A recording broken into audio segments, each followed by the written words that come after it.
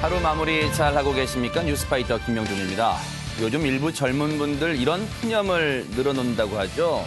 나도 제발 아버지가 좀 있었으면 좋겠다. 나도 교수 아버지가 있어서 내 시험을 대신 봐줬으면 좋겠다. 나도 국회의원 아버지가 있어서 그 지역구에서 출마했으면 좋겠다. 네.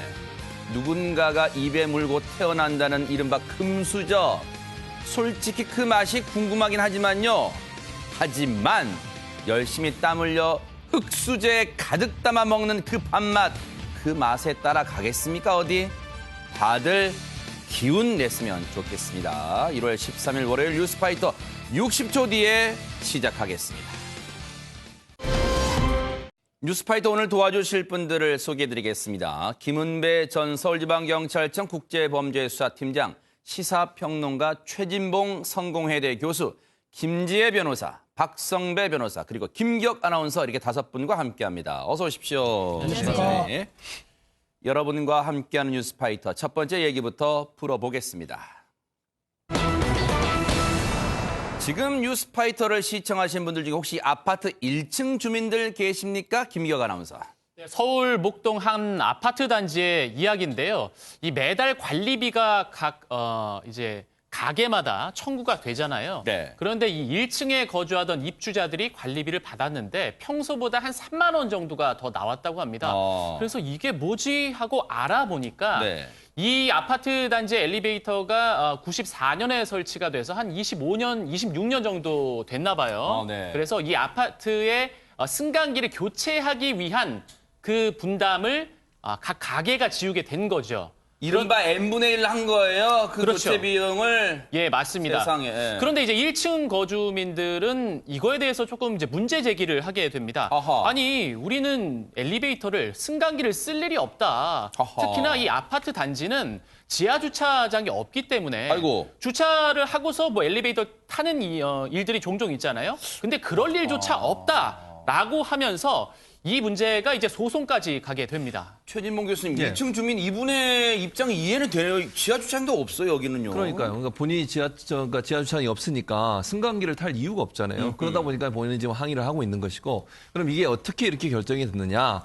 아파트 주민들을 대상으로 아마 자치위원회에서 설문조사를 한 것 같아요. 아하. 총 설문조사에 참여한 세대가 262세대가 참여를 했고, 네. 그중에 142대가 이 세대가 균등하게 부과하면 좋겠다 이렇게 투표를 했고요. 이른바 그다음- n분의 1. 그렇죠. 아하. 그다음 120세대, 그러니까 한 22표 차이예요, 사실은. 120세대는 차등해서 부과하는 게 좋겠다, 제외하거나 이렇게 답변을 했어요. 그런데 이제 아마 관리사무실하고 자치위원회에서는 뭐 다수결이 맞다 판단해서 142대의 의견을 따라서 관리비를 똑같이 부과를 해서 결국은 1, 2층 주민에게도 동일하게 5만 원으로 인상해서 부과를 했는데 아하. 1층 주민하고 7층 주민의 의견이 완전히 구분돼요. 1층 그러네요. 주민들 같은 경우 뭐라고 얘기하냐면 지금 말씀하신 것처럼 이건 부당하다. 네. 한 번도 나는 승강기를 사용한 적이 없는데 이런 부과하는 건 부당하다 얘기를 하고 7층 주민은 아니 그러면 승강기가 없으면 집값도 떨어질 수 있다. 승강기 있는 것 자체가 당신의 집값을 올리는 데 네. 도움을 준다. 그래서 관리비를 안 낼 수 없다. 이렇게 지금 부딪히고 있는 부분입니다. 이 얘기 들으면 이 말 맞는 것 같고 저 얘기 들으면 저 말 맞는 것 같긴 해요. 솔로몬의 해법이 필요할까요? 법원의 판단은 뭐였을까요? 박성배 변호사님. 이 소를 제기한 1층 주민뿐만 아니라 이 다른 1, 2층 주민들도 소송 취지에 동의한다는 확인서를 법원에 제출했는데 서울 남부지방법원이 1, 2층 주민들의 손을 들어줬습니다. 아하. 이 재판부는 지하 주차장이 없기 때문에 1층 입주자가 승강기를 이용한다는 것은 생각하기 어렵다. 입주자 대표회가 여러 사정을 고려하지 않고 설문 결과만을 토대로 균등 부과를 결정한 것은 위법이다라고 판시하면서 1, 2층 주민들은 승강기 교체 비용을 낼 의무가 없다라고 판시했습니다. 혹시 김은배 팀장님 이 방송 보시는 분들 중에 아니 그 같은 아파트에 1층에 살지만 같은 아파트 뭐 10층, 15층에 아는 사람이 있어가지고 마실 갈 수도 있고 그때 이용할 수도 있잖아요. 뭐 그럴 수도 있습니까? 어떻습니까? 그럴 수도 있겠는데 일단은요. 1층 주민들이 그 지하 주차장이 없습니다. 뭐 없는 데가 많아요. 그런 더군다나 또 무슨 뭐 높은 층에 헬스장이라든지 공동시설이 없는 상태예요. 그러니까 사실상 1층 주민들이 그 버튼을 눌러가지고 올라갈 일이 없고 또 더군다나 2층 주민들도 문제가 있는 게 2층 같은 경우에는 아예 버튼이 안 눌린다는 거예요. 그러니까는 그 전기세를 절감하려고 1층, 2층은 엘리베이터 쓰지 않게. 그러다 보니까는 보통 엘리베이터 2층도 걸어 다니는데 똑같이 낼 필요 없다. 이게 안 낸다는 얘기가 아니고 장기수선 충당금으로 그 엘리베이터를 저희도 이제 교체하려고 하려고 하는데 네. 사실상 거기에서 부담금을 좀 줄여달라고 했던 것 같아요. 그런데 제가 보기에도 1, 2층 주민들이 지금 엘리베이터 사용 안 한다고 한다면 장기수선 충당금에 나오는 그 관리비 액수를 좀 조정하는 게 법원이 했다면 이렇게 맞는 판단 같아요. 네. 법원의 판단이 앞서 들으신 것처럼 김지혜 변호사님, 1, 2층 주민들이 승강기 교체 비용 낼 의무가 없다.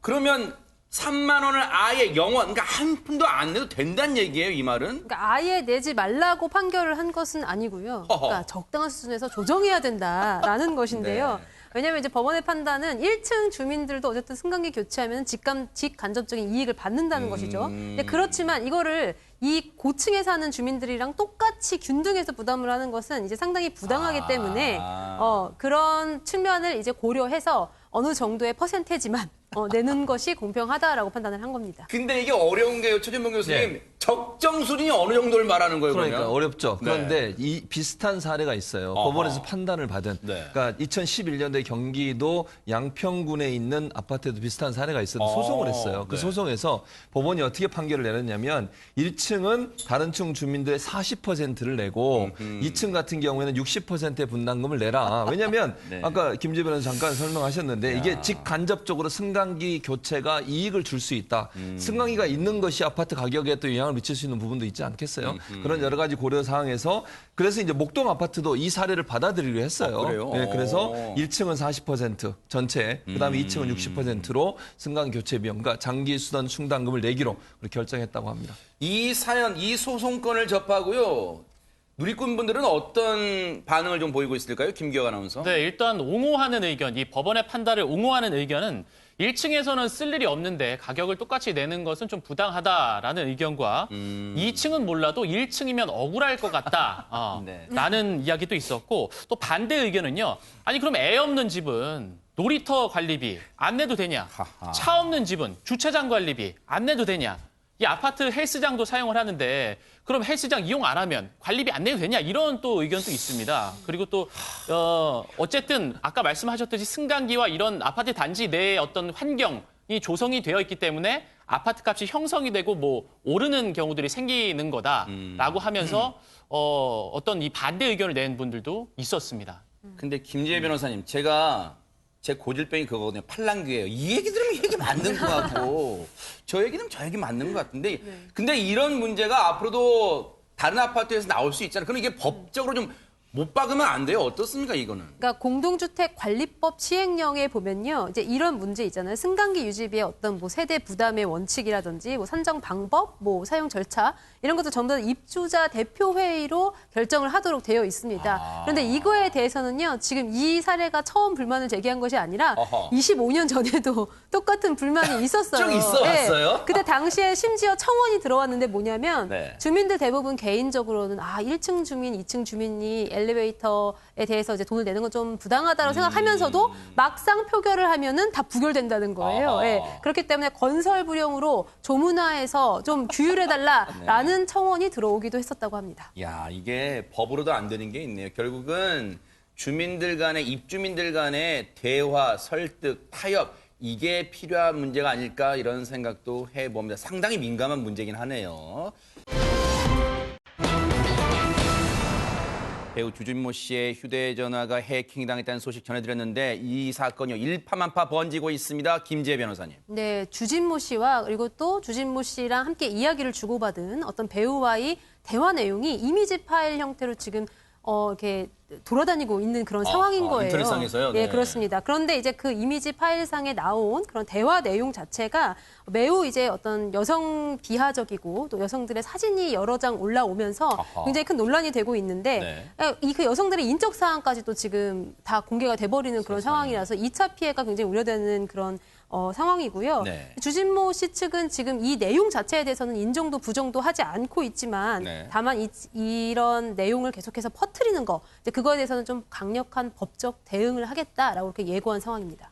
이른바 지라시 형태라도 퍼뜨리는 것에 대해서는 강력 대응하겠다는 건데 그 자체가 문제가 되나 보네요, 박성배 변호사님. 지라시 재배포 가공 후 유포에 대해서 강력히 법적 대응을 하겠다는 입장을 밝히고 있는데 제가 단정할 수는 없겠습니다만 이 휴대전화 메시지가 주진모 씨의 대화 내용이 사실이든 사실이 아니든 주진모 씨가 누군가와 이런 대화를 한 것 자체가 외부적인 명예를 훼손할 만한 상황이라는 판단이 서게 되면 정보통신망법상 명예훼손에 해당할 여지가 있는 것은 사실입니다. 아, 그렇군요. 그런데 지금 새로운 뭔가 국면이 새롭게 전환된 게 있어요. 뭐냐면 김기혁 아나운서 한 시민단체가 느닷없이 등장하네요. 맞습니다. 배우 주진모 씨는 이 메시지의 어떤 유포에 대해서 강경 대응을 하겠다고 입장을 밝혔는데 네. 그런데 여기에 대해서 한국사이버 성폭력 대응센터에서는 이런 반응을 보였습니다. 이 지라시 형태의 그 이미지 파일을 보면요. 이 여기서 여자의 외모에 대해서 조금 평가를 하는 내용들도 있고 그 여성분들의 사진이 등장을 하는데 이게 어떤 모자이크라든지 편집 없이 올라가 있단 말이에요. 그래서 2차 피해가 올 수 있기 때문에 이 피해 여성들 역시 주진모 씨에게 강경 대응을 할 것이다. 이런 입장을 지금 내놓은 상태입니다. 그런데 지금 이 시민단체입니다. 한국 사이버 성폭력 대응센터. 그래서 언론에서는 줄여서 한사성이라고 줄여서 표현하던데 그 대응센터 측의 얘기는 피해 여성들 역시 주진모 씨에게 강경 대응할 것이다라고는 했지만 구체적으로 피해 여성이 누군지는 지금 밝히지는 않고 있어요. 김재희 변호사님. 뭔가 지금 한국 사이버 성폭력 대응센터는 뭔가 그 피해 여성들하고 접촉이 된다는 뜻이니까 이거 어떻게 받아들여야 될까요? 네, 일단은 메신저 대화 내용을 보면은 어떤 그런 연애 지망생들에게 좀 뭐 갑질 성매매를 했다, 뭐 이런 그런 정황도 나오고 음담 패설이라든지 아니면은 동의받지 않고 촬영했을 것 같은 이제 그런 종류의 이제 사진들이 막 올라오면서 이제 이 센터 측에서는 이제 이에 대해서 만약에 피해자들이 도움을 요청하면 적극 호응해서 함께 돕겠다, 법률적 조치를 함께 취해주겠다라는 이제 그런 이야기인 것 같습니다. 네. 네, 그리고 또 이제 한사성 같은 경우에는 이런 그 카카오톡 메시지에서 드러나는 어떤 전반적인 여성 혐오적인 이제 그런 문화 자체를 비판을 하고 있는 거예요. 이제 그렇기 때문에 아까 세상이 바뀌었습니다, 주진모 씨 이런 이야기가 나오는 겁니다. 뭐냐면 원래는 이거 어차피 남자들끼리 사적으로 주고받은 대화 아니냐. 그냥 오히려 이 사람은 어떤 사생활을 털린 피해자다 이렇게 이런 문화가 지금 굉장히 잘못됐다라고 이렇게 지적을 하면서요. 세상이 바뀌어서 이제는 그런 사생활조차도 우리는 용납하지 못하겠다. 그런 사회적 합의가 이루어지고 있다. 그러면서 젠더 권력이 그동안 당신들한테 이렇게 약간 지저분한 사생활을 영위하도록 그렇게 내버려뒀지만 지금은 이젠 더 이상 용납되지 않는다라는 그런 취지의 글을 올렸습니다. 근데요, 여러분 이거는 혼동하시면 안 돼요. 한국 사이버 성폭력 대응센터 이름이 좀 길죠. 그래서 줄여서 한사성인데 저 대응센터의 주장이 일리는 있어요. 그런데 이게 일리가 있고 진실되게 보이려면 한 가지 전제 조건이 필요한데 최진봉 교수님 그 전제 조건이 뭡니까? 지라시의 내용이 사실이어야 되죠. 아하. 그러니까 사실인지 아닌지는 아직은 몰라요. 그러네요. 그러니까 주진모 씨의 그 휴대전화 해킹돼서 나온 거라고 지금 돌아다니고 있는 그 정보가 사실인지 아닌지는 아직까지는 모르는 상황이에요. 그러니까 우리가 단정적으로 이렇다 저렇다 얘기할 수 있는 상황이 아니라는 거죠. 그러네요. 만약 그게 전제가 그게 사실이라는 전제 그리고 휴대전화에 뭐 예를 들면 SNS 내용이라든지 대화 내용이 그대로 캡처된 내용이면 문제가 없지만 혹시나 누가 그걸 만들었을 수도 있고 재구성했을 수도 있잖아요. 그런 상황이라고 하면 그 내용이 사실이 아닐 수도 있기 때문에 지금 상황에서는 그 내용이 100% 사실이라고 인정하기는 아직은 어렵다. 그래서 어느 정도가 사실인지 모르겠어요. 그런 상황에서 이제 뭐 이 한시성이라고 하는 시민사회단체 그런 얘기를 한 것은 아마 원론적인 얘기인 것 같고요. 네. 저는 이건 주진모 씨뿐만 아니라 이런 내용을 퍼나르는 분들한테도 해당되는 문제라고 저는 봅니다. 네. 지금 현재 상황에서 사실인지 아닌지도 확인되지 않았는데 여성의 모습이 모자이크 처리도 없이 그대로 지금 사진으로 돌아다니고 있고 개인의 신상도 이렇게 파헤쳐져서 돌아다니고 있다고 하면 이 유포하는 자체가 범죄거든요. 그 부분은 유포하시는 분들이나 옮기려고 하시는 분들은 생각을 잘 하셔야 돼요. 괜히 이렇게 유포하셨다가 나중에 법적 처벌도 받을 수 있기 때문에 이건 주진모 씨뿐만 아니라 이 지금 여기에 올라와 있는 여러 여성들 아무 관계도 없이 피해를 당하고 있는 여성들의 인적 사항이나 사진들이 돌아다니지 않을 수 있도록 막아야 된다 이런 생각이 그러네요. 듭니다. 그런데 얘기 나온 김에 가정법으로 하나만 여쭤볼게요. 두 분의 법조인, 변호사분들 나오셨기 때문에 저 지라시 내용이 사실이라고 가정하면요. 그 SNS상에서 주진모 씨와 이게 맞다고 가정하는 거예요. 그 지라시 내용이. 주진모 씨와 상대방 배우가 나눈 대화 내용 자체가 처벌할 수 있는 내용이에요. 박성면 변호사님? 일단은 주진모 씨와 상대방 배우 사이의 대화 내용이 사진을 올리고 그 여성에 대해서 모욕적인 언사를 가한 그 자체가 사실이라고 전제한다고 하더라도 이 사진을 보고 대화를 들은 상대방 배우가 제 외부에 전파할 가능성이 있는지를 따져봐야 됩니다. 전파 가능성이 낮아 보여서 그 자체로 명예훼손이나 모욕에 해당할 여지는 낮은데 그렇다고 문제가 전혀 없는 것이 아니라 이 사진 중에는 노출 정도에 비춰볼 때 성적 수치심을 유발할 만한 사진도 있다고 전해지고 있습니다. 만약 이 사진이 동의를 받지 않고 촬영됐거나 동의를 받고 촬영됐다고 하더라도 제3자, 즉 대화 상대방인 상대 배우에게 전파한 것 자체로 성폭력처벌법상 카메라 등 이용죄에 해당할 여지는 충분히 있습니다.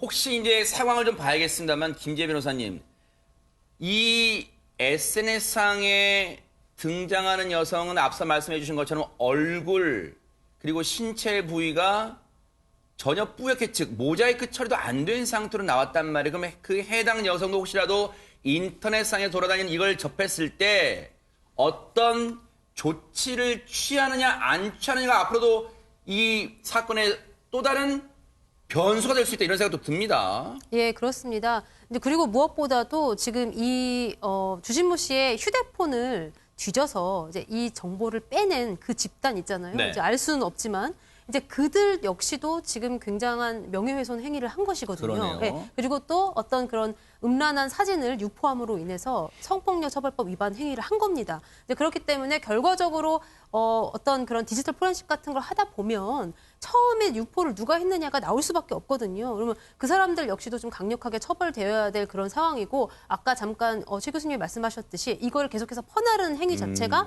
계속해서 2차 가해가 될 수 있다는 점을 좀 주의하셔야 될 것 같습니다. 그러네요. 그런데 곰곰이 따져보면요. 김은배 팀장님. 원래 이 사건은 본질은 주진모 씨의 휴대전화, 주진모 씨뿐만 아니라 셰프, 유명 아이돌 이런 등등등 유명인들이 휴대전화가 복제된, 즉 해킹됐다는 그 사건에 출발했잖아요. 그렇습니다. 그 유명 연예인뿐만 아니라 주진모 씨의 신호 스마트폰이 해커가 해킹을 한 거예요. 그렇기 때문에 해킹한 걸 가지고 협박을 한 겁니다. 공갈을 해가지고 만약에 삭제를 시켜줄 테니까 돈을 달라. 이게 무슨 네. 말이냐면 5천만 원, 1억, 10억까지 요구했다고 그래요. 그러니까 네. 주진모 씨가 자기 피해를 감수하면서까지도 용감하게 신고를 했어요. 네. 그래서 공갈이 안 넘어갔는데 네. 그렇다고 하면 수사기관에서는 해커를 수사하는 게 원칙이었는데 이 해커들이 아까 말씀드린 그 불미스러운 영상이라든지 문자를 공개하는 바람에 이게 배보다 배꼽이 커진 거예요. 무슨 말이냐면 주진모 씨가 피해자인데도 불구하고 주진모 씨 사생활이 노출되니까 거기에 나온 그 불미스러운 그런 뭐 문자라든지 사진이 사람들이 입에 오르내리면서 사람들이 관심을 끌게 된 거예요. 그러니까 결과적으로 지금 신고를 했던 주진모 씨가 상당히 피해를 보는 상황이 발생하게 된 거죠. 아하.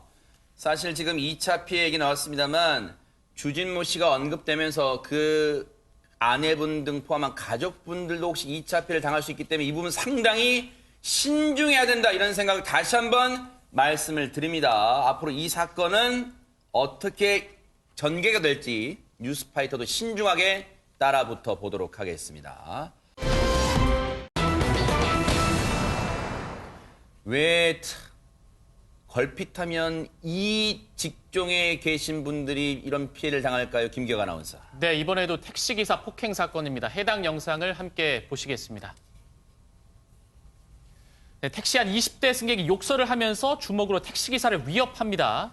택시기사는 막아보려고 하지만 금방이라도 때릴 듯이 행동을 하고 자 목덜미를 잡고 이번에 머리채를 붙잡고 흔들기 시작합니다. 네. 주먹으로 실제로 폭행까지 하는데요. 네. 자 도망가려고 하자 운전기사가 아이고. 다시 붙잡고 조수석에 타더니 폭행을 이어갑니다.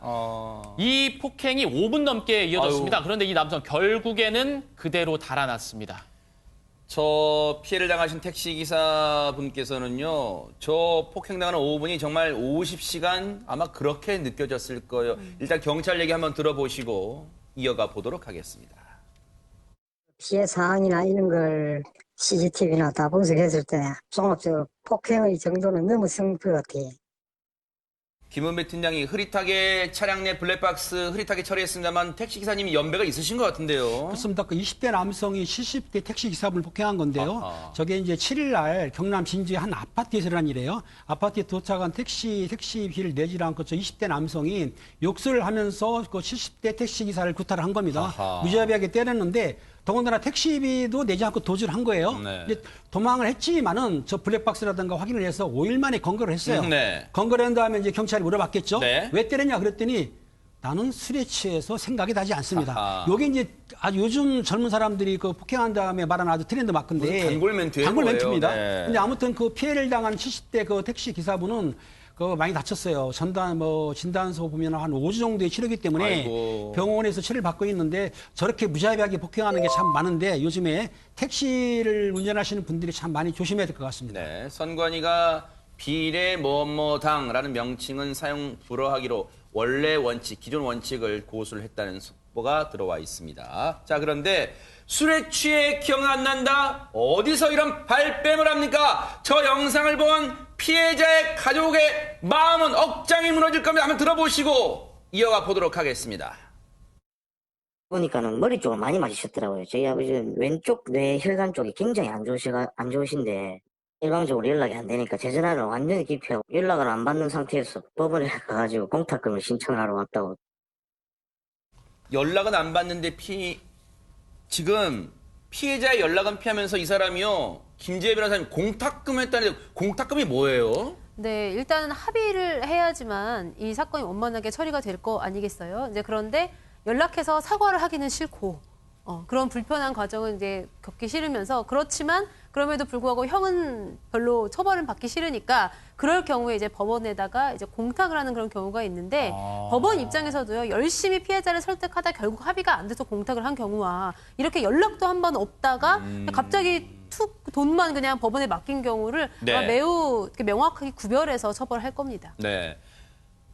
뉴스파이터가 매번 그런 말씀 드립니다만 버스 운전기사님 또 이번처럼 택시 운전기사님들 폭행하는 거 좀 무거운 죄로 다스려야 되는 거 아니에요? 박성배 변호사님? 운행 중인 자동차 운전자를 폭행할 경우에는 특가법에 따라 가중처벌됩니다. 일반 폭행죄가 징역 2년 이하 등으로 처벌하고 있다면 이 특가법상 운전자 폭행죄의 경우에는 5년 이하 징역으로 처벌하고 상해에 이르게 할 경우에는 3년 이상의 징역에 처하도록 하고 있습니다. 승하차를 위해서 일시 정차한 경우에도 특가법이 적용되기 때문에 경찰도 이 가해자를 상해 혐의로 검찰에 송치했습니다. 네.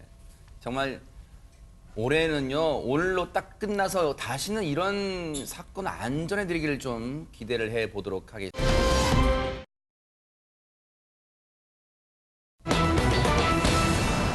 한때는 행복했을 이 가정에 갑자기 청천벽력 같은 사건이 터졌습니다. 박성배 변호사님. 지난 5일 오전 1시경 61세 아내가 딸과 노래방에 갔다가 집에 돌아왔는데 아주 놀라운 광경을 목격하게 됩니다. 아하. 욕실 바닥에 55세 남편이 쓰러져 숨져 있는 겁니다. 아이고. 놀란 아내가 곧바로 경찰에 신고해서 외출하고 돌아오니 남편이 숨져 있었다. 머리를 다친 것 같다라고 진술했습니다. 아니, 얼마나 황망할 거예요. 지금 모녀가 외출했다 돌아오니까 남편, 아빠가 지금 숨져 있어요. 김은배 팀장님. 그 신고를 받고 경찰 출동해서 보니까 이제 출동해서 검시를 하거든요. 검시를 해보니까 머리 쪽에 등 뒤로 여러 차례 타격한 흔적이 나오는 거예요. 누가 침입했을까요? 그래서 그걸 보면은 일단은 그 타살의 의심이 있는데 네. 국립과학수사관에서 검색을 해본 건가? 네. 이 등 뒤에 머리에 흔적도 있지만은 목을 졸림, 즉 교살한 흔적이 나오고 그렇다고 한다면은 제3자가 고의로 사망케 한 것이죠. 그렇다면 혹시 그 집안에 모녀가 외출했을 때 누군가 외부에서 침입한 흔적이 있었을까요? 김지혜 변호사님. 아, 그렇지 않습니다. 지난 4일 오후 한 8시, 9시 이때쯤에요. 이 아내가 자택에서 남편과 다툼을 벌이다가 남편을 살해하게 된 겁니다. 세상에. 남편이 잠을 자고 있는 사이에 둔기로 수차례 내려친 다음에 질식시켜 살해를 한 것인데요. 아이고. 이후에 이제 남편의 시신을 욕실 앞으로 옮겨놓고 그다음에 혈흔을 닦고 그 위에 이불을 덮어서 은폐를 한 다음에 딸과 함께 노래방에 가서 새벽 1시 넘어 귀가하고 그리고 외출하고 돌아오니 남편이 숨져 있었다, 머리를 다친 것 같다라고 신고를 하게 된 겁니다. 최진봉 교수님. 무슨 이거 알리바이를 만든 것도 아니고 이렇게 꾸밀 수가 있어요, 사건을. 그러니까 그렇게 보여요, 사실은. 귀가한 딸을 데리고 아버지가 본인의 남편을 살해한 다음에 딸이 귀가하니까 데리고 노래방을 갔다는 거 아닙니까? 그런데 이런 상황에서 노래가 나오는지 모르겠어요. 얼마나 이 사람이, 그러니까 저는 이게 우발적으로 일어났다면 이렇게 할 수 없다고 저는 보이거든요. 우발적이라고 하면 당장 경찰에 신고를 해야죠. 어떻게 딸을 데리고 나가서 노래방 갈 생각을 그러네요, 합니까? 진짜. 그리고 딸이 이 사실을 나중에 알았을 거 아니에요. 얼마나 충격이 컸겠습니까? 맞아요. 이런 상황을 보면 이 아내의 행동은 우발적이라고 보기에는 상당히 의아스러운 부분이 많다 이렇게 보입니다. 경찰은 이 아내의 우발적 살인이란 말을 곧이곧대로 믿을까요, 김문배 팀장님? 그렇진 않습니다. 왜냐하면은 피해당한 사람이 죽은 사람이 방언이 없어요. 방언이 없다고 한다면 본인이 반항을 안 했다는 얘기인데 그렇다고 한다면은 본인이 무방비 상태였거나 아니면 다른 약물로 인해서 어떤 잠을 잤을 때 전번에 기억나시죠? 고 땡땡이 사건처럼 네네. 그런 식으로 했기 때문에 더군다나 남편은 1m 70. 고유정이라고 말해도 되잖아요, 그죠? 네. 고유정 그럴까요? 사건. 비슷한 그게 대자부가 되네요. 네. 자, 176cm 건장한 남편인데 네. 여성은 120cm란 말이에요. 그러니까는 일반적으로 싸워서는 안 되는 걸 보는 거고 약물을 사용한 걸로 추정되는데 실제적으로 남편 몸에서 수면 유도제가 검출이 된 거예요. 아하. 근데 그 수면 유도제는 아내가 한 지난달 30일쯤에 처방을 받았던 거죠. 아, 그래요? 그 네. 처방 받았던 거를 투약한 다음에 아마 살해한 것으로 추정이 되는 거죠. 네. 이거 진짜 고유정 사건을 연상시키는 대목이 한두 군데가 아닌 것 같은데, 아니, 김기혁 아나운서. 네. 우발적 범죄든 계획 범죄든 이 자세한 부분은 경찰이 수사 결과가 밝혀주겠지만, 아니, 뭔가 이유, 대체 둘 사이에 도대체 무슨 원한 관계나 그런 이유가 있었을 거 아니에요? 뭡니까 대체? 네, 경찰이 조사를 했습니다. 그래서 이 여성을 추궁을 하자 이 여성은 내가 평소에 가정폭력에 시달려서 우발적으로 다툼을 하다가 살해를 하게 됐다라고 주장을 합니다. 그런데요, 네. 이 주장이 조금 미심쩍은 왜요? 게 왜냐하면 평소에 이런 피해 신고라든지 상담 이력, 뭐 병원 이력이라든지 이런 것들이 하나도 이제 자료가 없는 겁니다. 그러네요. 평소 가정폭력이 있었다면 112 신고한 흔적도 있어야 되잖아요. 예, 맞습니다. 아하. 그리고 또 뭐 아니면 경제적인 이유냐 또 이런 걸 또 살펴봤을 때는 물론 당연히 뭐 경제적으로 어렵다고 해서 살인의 이유가 정당화될 수는 없습니다. 네. 그런데 경제적인 이유도 아닌 것이 이 남편이 도심에 또 건물도 소유를 하고 있다는 건물주다. 겁니다. 예. 아하. 이렇게 되면요. 글쎄요. 아직까지는 살해 동기를 밝혀내는데 좀 주력해야 될 것 같다 이런 생각도 듭니다. 박성배 변호사님. 그런데 여기서 또 다른 인물이 등장합니다. 아하. 아내에게는 4년간 만나온 내연남이 있었습니다. 세상에. 아내가 범행 직후에 혈흔을 닦은 청소 도구, 이불, 범행 도구 등을 봉지 3개에 나눠 담습니다. 그리고 곧바로 내연남에게 연락해서 나 대신 이 봉지들을 버려달라고 부탁을 합니다. 경찰이 이 내연남을 긴급 체포했고 이 내연남은 범행 다음 날 오후 9시 15분경에 내 차량 이 봉투들을 실은 다음 사건 현장에서 수킬로미터 떨어진 도로변에 버렸다고 시인을 합니다. 네. 경찰은 아내가 약 4년간 유지해온 내연관계를 남편에 들키자 범행을 계획했다고 추정하고 있습니다. 저 내연남이라는 사람도 그렇다면 이 끔찍한 범행에 애초부터 가담했던 걸까요? 김지혜 변호사님? 네, 근데 경찰이 CCTV를 확인을 해보니까 이 내연남이 이 아파트에 들어가서 한 4분 정도 있었다고 해요. 이제 그렇다고 보면은 뭐 범행 전반적으로 다 개입을 했다고 보기 조금 어려울 것 같고 아마 증거인멸, 그러니까 마지막에 그 쓰레기 봉지를 내오는 그 행위에만 좀 가담했던 것으로 그렇게 보았지만 어쨌든 증거인멸 혐의도 중한 죄입니다. 그래서 거주지에서 긴급 체포해서 구속되었습니다. 자신의 남편에게 이런 몹쓸 짓을 저질렀어요. 글쎄요. 남편은 도심에 건물까지 소유했던 사람이에요.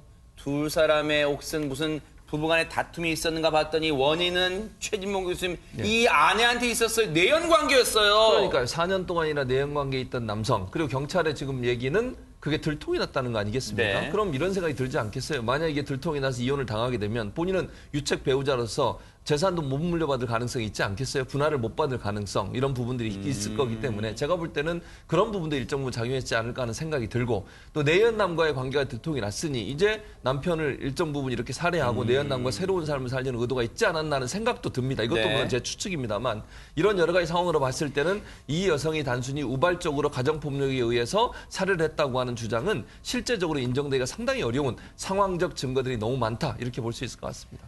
한때 잘못된 판단이요. 이 여성은요 모든 걸 잃었어요. 한때는 사랑했을 거 아닙니까? 이 남편도 잃었죠. 그리고 자신이 이제 이 법정 구속되겠죠. 그리고 그 자신이 배 아파서 낳은 딸과의 관계도 이제 끊어질 거 아니에요. 아빠를 죽인 엄마를 받아들일까요? 한때 이 어리석은 판단으로 모든 게 다 끝나버리는 그런 안타까운 그리고 분노가 치미는 그런 사건이었습니다.